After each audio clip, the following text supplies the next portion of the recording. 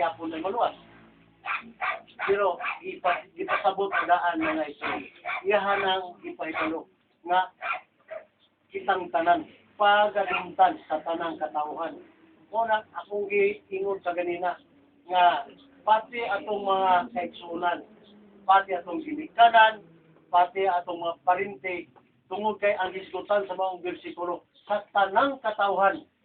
Maabot pa yun ang panahon nga parihas mga Kristohanon magdinaotay.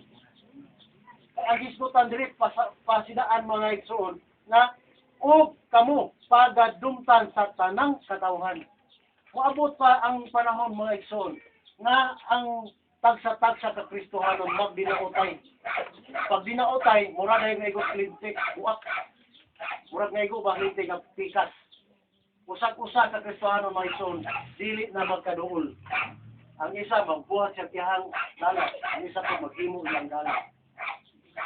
Inig-abot yan ang panahon ng mga igsoon.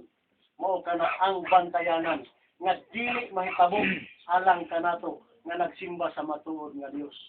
Ug dili ang mahitabo alang kanato nga magapadayon kita sumala sa gayong bersikulo nga ang mulahutay hangtod sa katapusan mauray maluwas.